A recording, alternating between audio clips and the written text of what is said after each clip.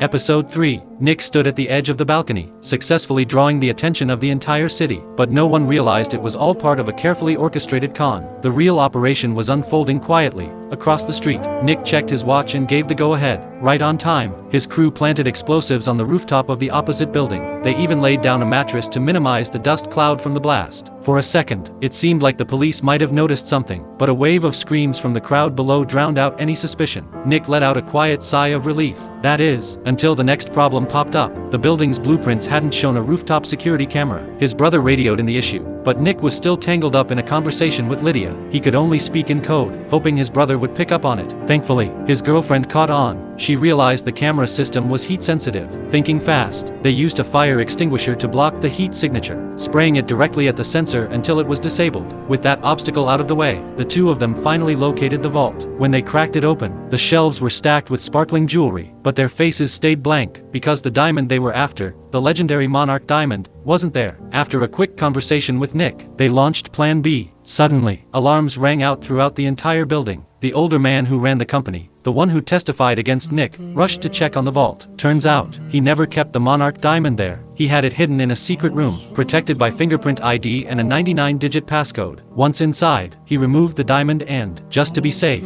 decided to carry it on him. But as he walked back into his office, he was greeted by none other than Nick's brother and girlfriend, waiting for him. Meanwhile, Nick was forced to flee when SWAT came rappelling down from the roof, but the diamond had already been retrieved. They quickly stashed it inside a bag and handed it over to the hotel front desk. But just as they were about to walk away, they were caught. The front desk clerk took the bag and passed it, along with a jacket, to Nick, who was still on the run. Nick reached the rooftop again, but SWAT wasn't far behind. He was out of options, nowhere to run. Lydia wanted to help him, but her superior ordered her removed from the scene. Then came a twist, a phone call. Moments later, the older man emerged, with Nick's brother in tow. That's when everything clicked. Lydia's boss was working with the old man all along. They used Nick's brother as leverage, forcing Nick to hand over the diamond. The old man smugly walked away, holding the prize. But Nick wasn't done. In a jaw-dropping move, he leapt off the rooftop, a fall from over 30 stories. And yet, he landed safely, right on the rescue cushion below. He sprinted after the old man, tackled him, and delivered a well-earned punch. Then, right there in front of everyone, he pulled the Monarch diamond from the man's coat pocket. As the police rushed in, Nick held the diamond high in the air, proof of his innocence. Soon after, all charges were dropped. Nick was finally a free man. Later, he walked into a bar with Lydia by his side. Waiting there was the hotel front desk clerk from earlier. Only now we find out, that clerk was Nick's father, the man the world thought was dead.